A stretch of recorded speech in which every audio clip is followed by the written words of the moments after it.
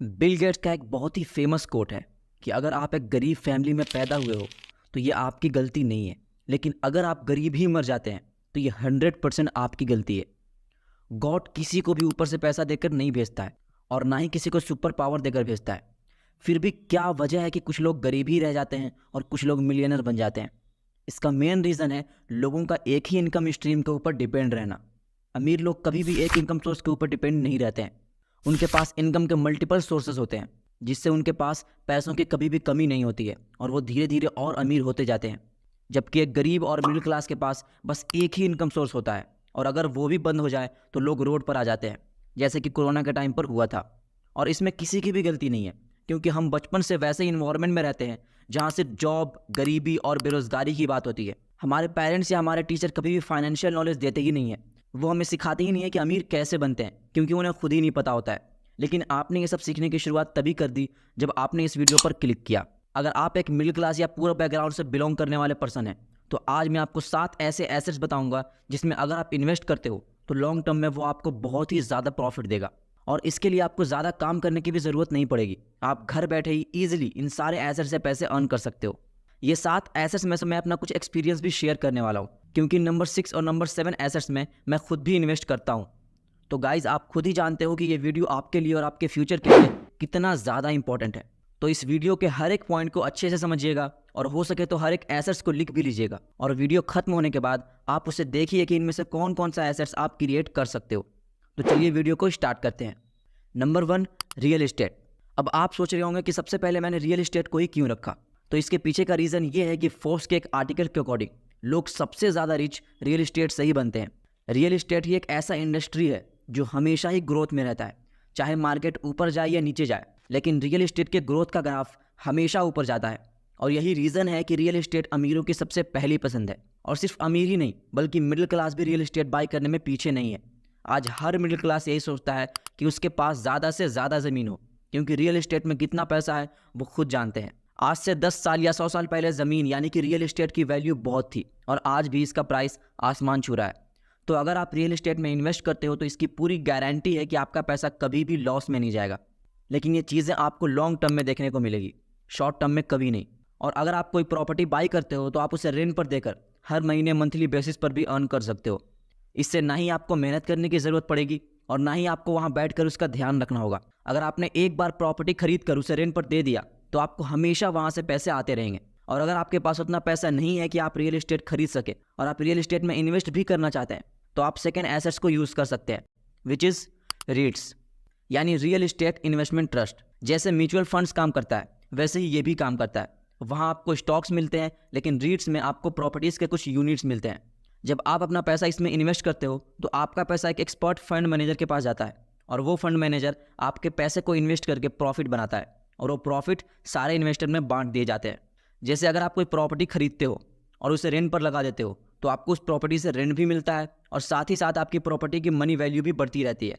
वैसे ही अगर आप रीट्स में इन्वेस्ट करते हो तो आपको जो यूनिट्स मिलेंगे उसकी वैल्यू तो बढ़ती ही रहेगी, लेकिन साथ ही साथ हर महीने आपको डिविडेंड भी मिलेगा। अब जिसको नहीं पता है कि डिविडेंड क्या है तो मैं बताता हूँ। डिविडेंड एक regular profit sharing payment method है, जिसमें कंपनी अपने शेयर होल्डर्स को कुछ अमाउंट एज ए बोनस देती है, ताकि वो इन्वेस्टर उस कंपनी को छोड़कर ना जाए और अपना पैसा उसमें ही इन्वेस्ट करते रहे और अपने इन्वेस्टमेंट को होल्ड करके रखे रहे। जैसे अगर कोई कंपनी एक साल में 200 करोड़ का प्रॉफिट करता है तो वो उस प्रॉफिट को इन्वेस्टर के बीच उनके शेयर होल्डिंग के अकॉर्डिंग बांट देते हैं। तो अगर आप रीट्स में इन्वेस्ट करते हो तो आपकी इन्वेस्टमेंट भी बढ़ेगी और साथ ही साथ आपको डिविडेंड भी मिलने वाला है। Number 3, business. अगर मैंने बिजनेस का नाम लिया है तो कई लोगों के दिमाग में यही चल रहा होगा कि इसके लिए तो बहुत पैसे की ज़रूरत होती है और इसमें फेल होने के भी चांसेस रहते हैं। लेकिन अगर आप वर्ल्ड वाइड देखोगे तो दुनिया में जितने भी लोग मिलियनर और बिलियनर बने हैं वो अपने बिजनेस के दम पर ही बने हैं। बिजनेस एक ऐसा एसेट है जो आपको आसमान तक लेकर जा सकता है अगर आपने अपने ब्रेन का सही यूज़ करके उसे आगे बढ़ाया तो। और आज के टाइम पर हमारे लिए प्लस पॉइंट ये है कि आप बहुत ही छोटे अमाउंट से भी ऑनलाइन बिजनेस खड़ी कर सकते हैं। आजकल सोशल मीडिया पर आप छोटे मोटे बहुत से बिजनेस के एड्स देखते होंगे, वो इन्हीं का एग्जाम्पल है।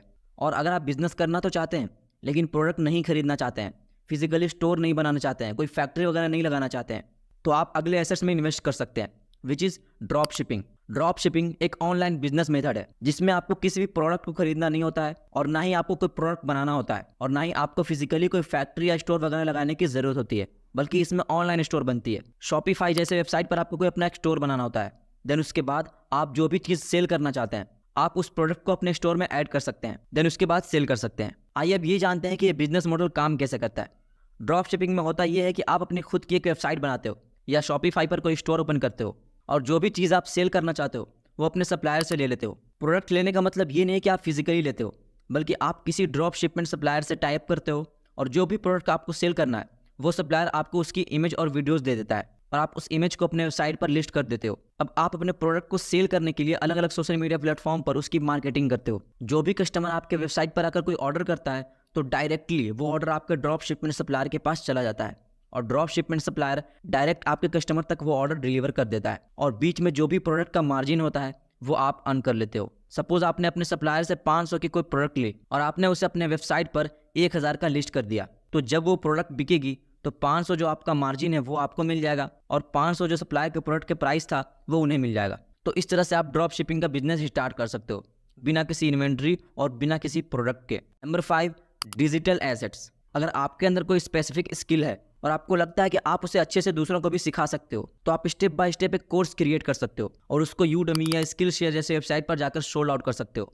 कोर्स सेल करने का सबसे बड़ा बेनिफिट ये है कि आपको सिर्फ उसमें वन टाइम मेहनत करनी पड़ती है और उसे आप वर्ल्ड वाइड सेल कर सकते हो। अगर आप एक वैल्यूएबल कोर्स बनाते हो और वो लोगों को पसंद भी आती है तो धीरे धीरे और लोग उस कोर्स को बाय करेंगे और आपकी एक बार की मेहनत आपको करोड़ों बनाकर दे सकती है। अब ऐसा नहीं है कि हमने आपको आज बताया और आप अगले ही दिन अपना कोर्स सेल करने लगे। सबसे पहले तो आप जो सिखा रहे हो उसमें आपको महारत हासिल करनी होगी, उसे सीखने में बहुत सारा टाइम और एफर्ट देना होगा, सीखने में इन्वेस्टमेंट करनी होगी, दूसरों की कोर्सेज बाय करके उसे देखना होगा कि लोग किस तरह से कोर्स क्रिएट करते हैं। जब आप टाइम देकर इन सब चीज़ों को सीखोगे तो आप एक वैल्यूएबल कोर्स क्रिएट कर पाओगे और जितना वैल्यूएबल आप कोर्स क्रिएट करोगे उसी हिसाब से आप कोर्स का प्राइस भी रख सकते हो। जैसे जैसे आपका कोर्स बिकेगा वैसे वैसे आपकी इनकम भी होती रहेगी।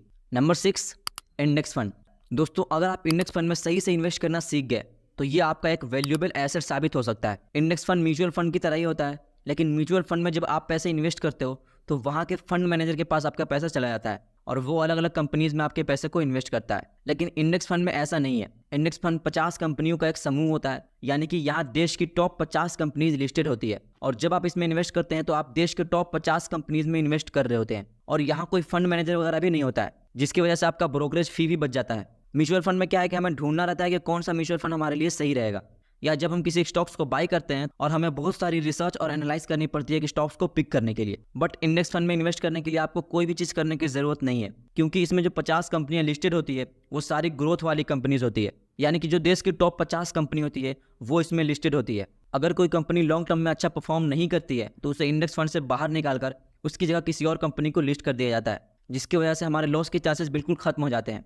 जब आप इंडेक्स फंड में इन्वेस्ट करते हो तो आपको लगभग 12 से 18% का सालाना इंटरेस्ट मिलता है और लॉस के चांसेस भी नहीं रहते हैं। इसलिए इंडेक्स फंड आपके लिए सबसे बढ़िया ऑप्शन हो सकता है अगर आप इसमें लॉन्ग टर्म तक इन्वेस्ट करो। इवन वॉरेन बफेट भी कहते हैं कि अगर उन्हें दोबारा से अपनी इन्वेस्टिंग की जर्नी स्टार्ट करनी होगी तो वो इंडेक्स फंड से ही करेंगे। Number 7, invest in yourself. दोस्तों मैं खुद में इन्वेस्ट करने के लिए इसलिए कह रहा हूँ क्योंकि ये भी एक एसेट ही है। जब आप किसी बिजनेस में पैसा लगाते हो तो बिजनेस बढ़ती है और आपको प्रॉफिट होता है।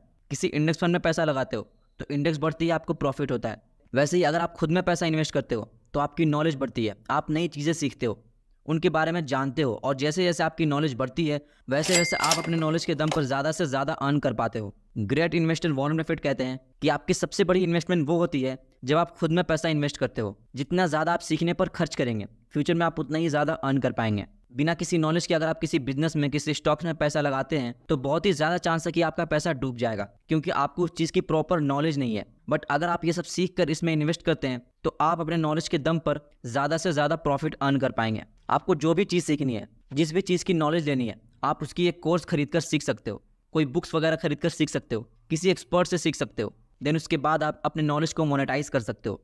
तो ये थी दोस्तों 7 वैल्यूएबल एसेट्स जिसमें अगर आप पैसे इन्वेस्ट करते हो तो ये एसेट्स आपको बहुत ही जल्द रिच बना सकती है।